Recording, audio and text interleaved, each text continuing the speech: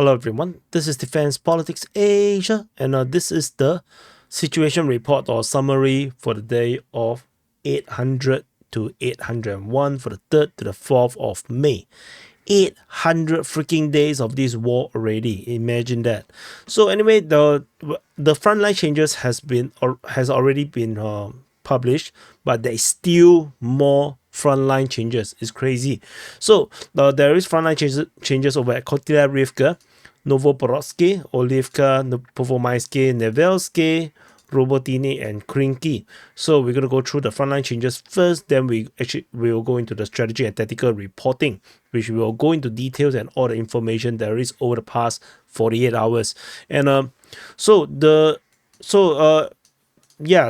is why you should watch the SITREPs.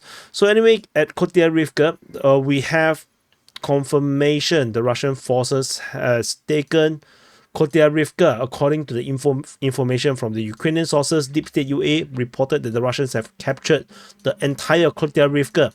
And this came as a very interesting development because they haven't even captured Kharkiv yet, but they first captured Kotlyaryvka.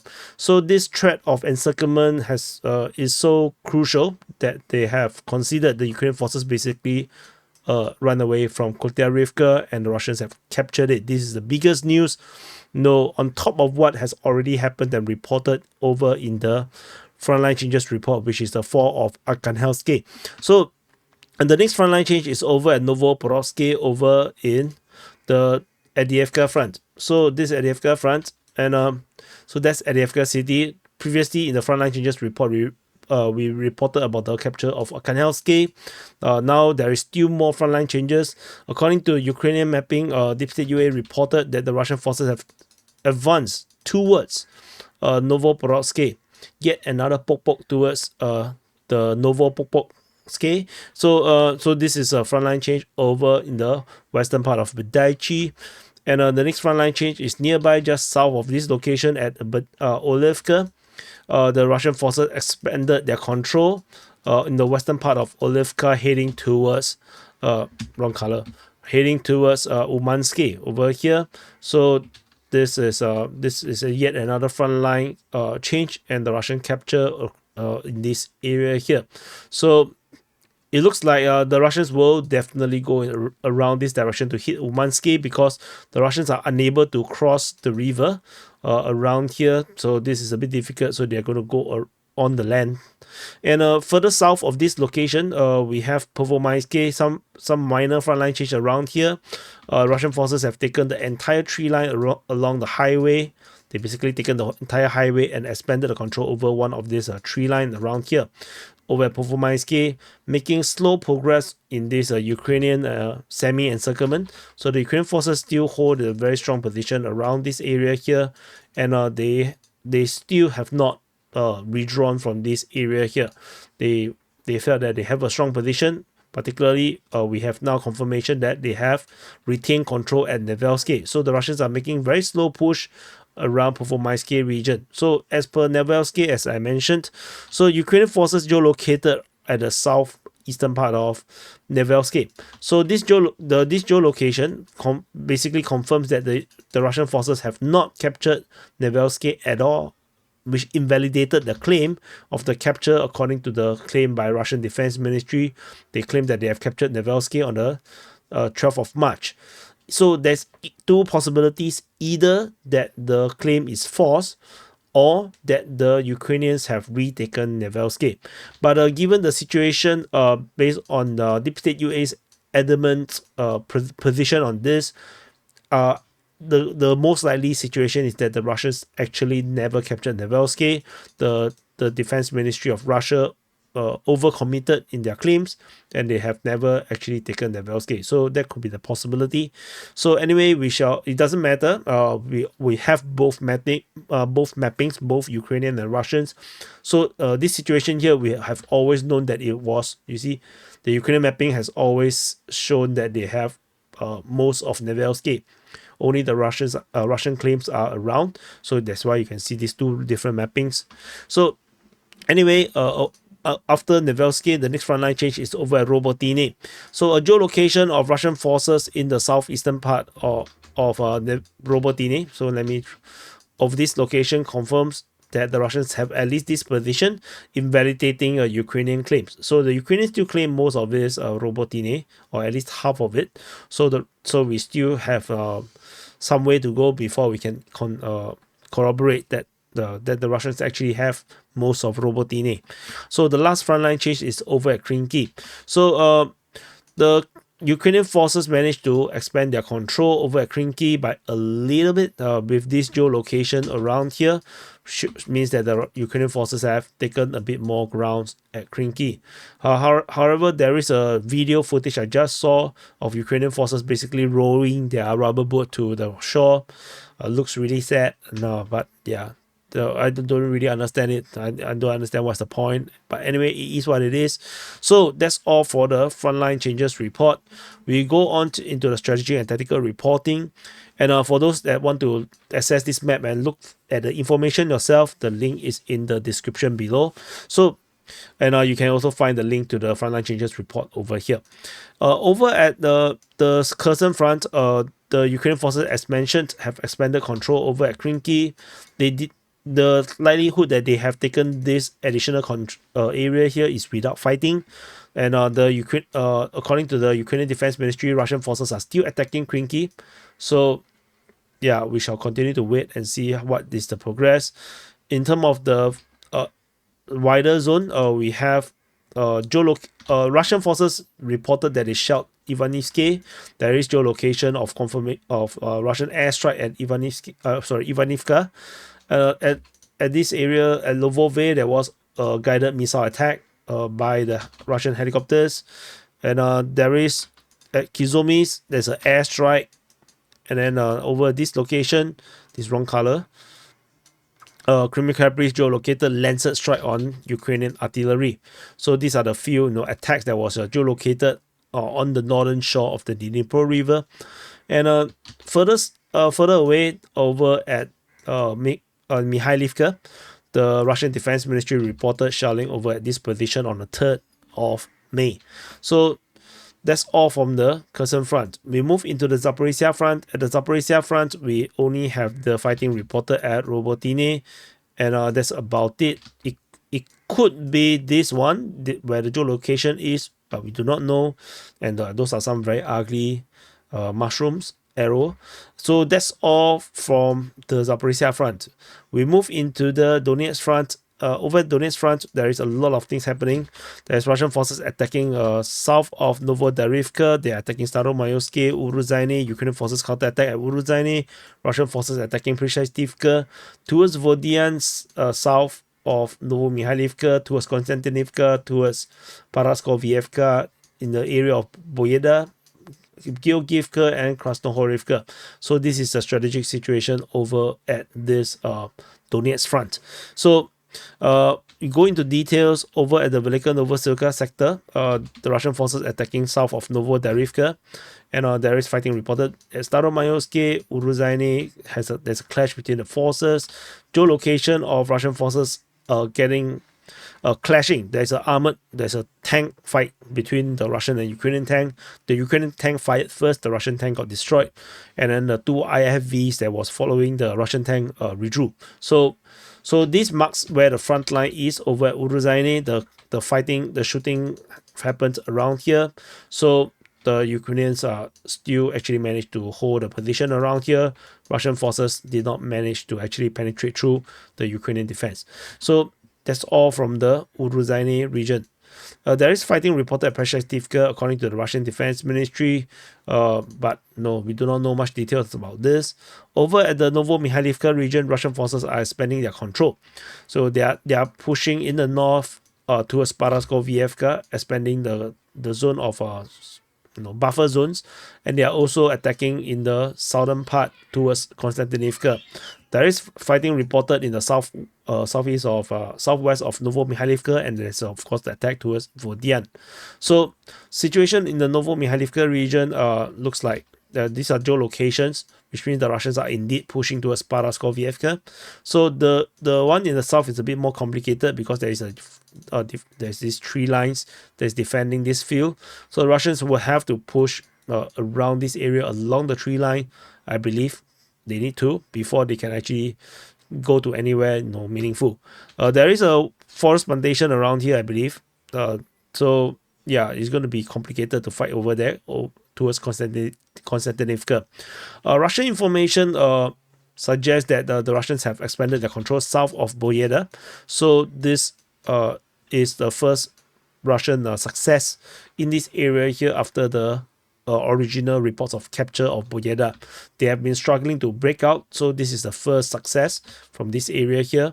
So over in the Georgievka, based on Russian information, the Russian forces claim that they have taken most of Georgievka. The entire central part of Georgievka has fallen to the Russians.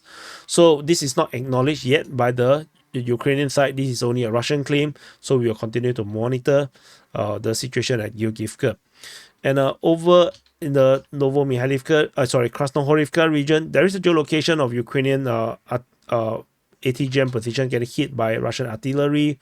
Over in Krasnohorivka itself, Russian forces have taken most of this big factory in the center of Krasnohorivka.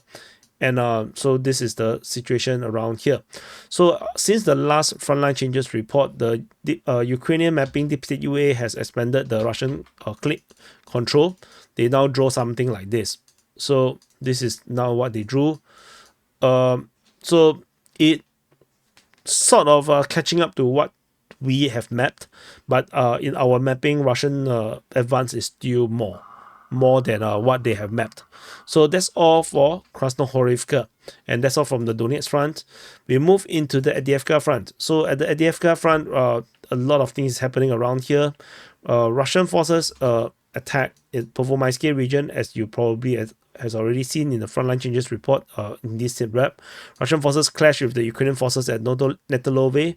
Russian forces attacking Umanske at Orlivka, Semenivka, or west of Semenivka, towards Novopokrovske. Ukrainian forces attack Svatove. Russians attack Sokil. Russians attack Novo-Alexandrivka at Charitine. Ukrainian forces counter-attack at Charitine. Russian forces attack Arkhangelsk and captured it. And Ukrainian forces counter-attack at Kreminna and Novokalinovo, clashing with the Russians. So this is the current strategic situation in the Avdiivka Front. Over in New York, we also have the attack towards Alexandropol. So this is the strategic situation. And so we go into details. In the southern part, as per mentioned, Ukrainian forces have either retaken Nevelske, or the Russian claims has been invalidated. Russian forces are pushing out from Pervomaiske, trying to push down into this salient that the Ukrainian forces refuse to give up. And the Russian forces over at Nevelske actually have some advances. They have managed to push through a little bit in Nevelske, and the Ukrainian forces are counter-attacking, trying to stop the Russian advance in this area here.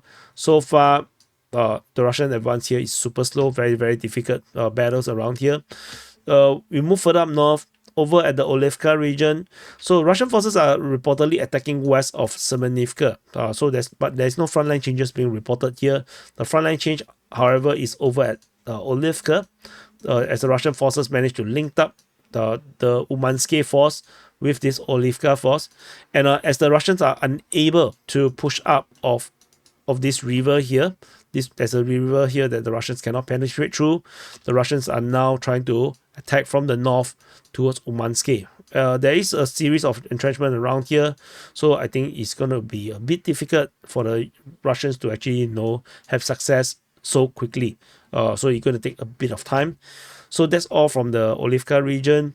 We move further up north. Over at this Sokil, Novopokrovske region, Russian forces have actually captured huge amount of grounds around here as they push towards Novopokrovske.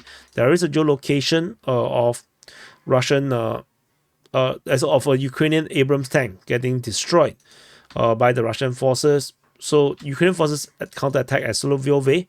However, Russians are attacking Sokil. So this is the strategic situation around here. We move further up north. Over at this Arkhangelsk region, the most important news, of course, is the Russian capture of Arkhangelsk. This is actually confirmed with a geolocation of Russian forces raising their flag over Arkhangelsk, as well as taken the tree line in the north and east of Nevelske. So Russian forces have taken everything, including this entire salient that was I said that it's going to fall very, very soon. Ukrainian forces may still hold this defensive position on the western part of Nevelske. Ukrainian forces are counter-attacking at Robotyne while the Russians are trying to push out. The Russian forces are also attacking Novopokrovske, according to the information from Ukrainian Defense Ministry. So it's the Ukrainians that is saying that the Russians are attacking Novopokrovske. According to Russian mapping, this entire chunk here does not exist. The Russian mapping actually don't acknowledge a Russian push towards Novopokrovske. This only exists on Ukrainian mapping. So this is a very, very interesting conundrum, you know, that the Ukrainians are reporting much bigger Russian success in this region here. So, and over at the Novokalinovo region, Ukrainian forces are trying to counterattack towards Kharkiv and Novokalinovo. However, according to Russian claims, Russian forces actually expanded control around this area here, and these are Russian claims. So we will definitely have to wait and see, you know, what is the real situation around here. So that's all for this Avdiivka Front. We move into the New York Front. At the New York Front, Russian forces are attacking Alexandropol as well as towards New York, and that's about it. There's a geolocation south of New York getting bombed by the Russians over here near Orlivka, and that's all. We move on. It's still in New York Front. Russian forces attack at Mayosk. Of course, it could also be, you know, in the Bakhmut Front. We're not sure which direction the Russians attack.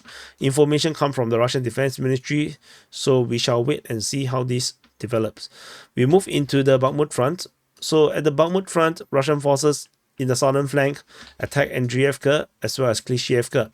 So at the northwestern part of Klishchiivka or the southeastern part of Ivaniske, Russian forces are geolocated to have advanced in this area here. So we've zoomed in a bit over this Ivaniske, and the Russian forces have expanded control around here, invalidating Ukrainian claims around this area here. So Russian forces are moving. They're probably trying to straighten the front line around here before they can actually make a push for Chasiv. As the battle here is going to be so difficult, I think the Russians need to take a lot more time to actually, you know, straighten the front line and actually take Klishchiivka, and then before they can actually talk about, you know, crossing the canal. So in the northern flank or central flank, the Russian forces are attacking towards Chasiv, probably through this sausage around here. Russian forces are also attacking Nove. Ukrainian forces counterattack at Kreminna, and they have been geolocated to actually, you know, take back some position in Bodanivka. And there was a series of geolocation from helicopter guided missiles to TOS-1A to this is some destruction of the pontoon crossing and artillery strike over in the Novi region. So Russian forces are continuing trying to soften the Ukrainian defensive position at Novi. So we'll definitely have to wait. Over this tree line, there's also some attacks being reported, some shelling, I guess. So it just shows Ukrainian presence around there. So, you know, that's the significance of these geolocations. So over at Bodanivka, you know, the Ukrainian forces managed to take back some of this land. Basically, this is actually the most outskirt, most eastern part of Kreminna. So the Ukrainian forces have geolocated here, invalidating Russian claims. So we will definitely continue to wait and see how this develops. And further up north, over at Kharkiv, Ukrainian forces are conducting some counter-offensive in this area here. However, no progress as the Russians defended well in this area. Further up north, we'll go into the Siversk Front. At the Siversk Front, Russian forces attack Orlivka. They're attacking Sperne, attacking Robotyne, geolocation of airstrike in Verkhnokanyamske. So this is the strategic situation at the Siversk Front. There's nothing else to talk about. We move into the Kreminna Front. So over the Kreminna Front, very complicated. Russian forces attacking at Serebiansky Forestry, Dibrova, Torske, Terny, Nevelske, as well as Makievka. Russian forces are pushing everywhere, but I'm not sure how strong is this attack. It could be very weak. It could be just, you know, probing attacks. So we're not sure because the front line is not moving. So it's hard to tell if these attacks are serious. From our experience in the past, the coverage over the past 1.5 years is not serious. The Russians attack. Usually the front line do not change much. So that's all from the Kreminna Front. We move on to the Svatove Front. So at the Svatove Front, Russian forces are attacking at Avdiivka, as well as Nevelske and Berestove. So that's about it. There's nothing else to talk about. There's no updates regarding the situation over in this area here in Orlivka or towards Novoselivka or towards Kupyansk. That there's no updates around this area here. We move into the Kupyansk Front. At the Kupyansk Front, there's some major news other than the Russian attack at Sinkivka, Petropavlivka, and the fighting at Kharkiv and Kotlyarivka. There is some news around here. So Russian forces have captured Kotlyarivka, as mentioned in the Frontline Changes report.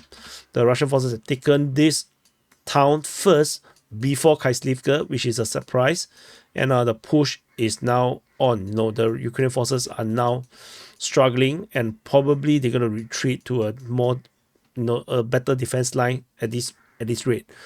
This is the current situation around here.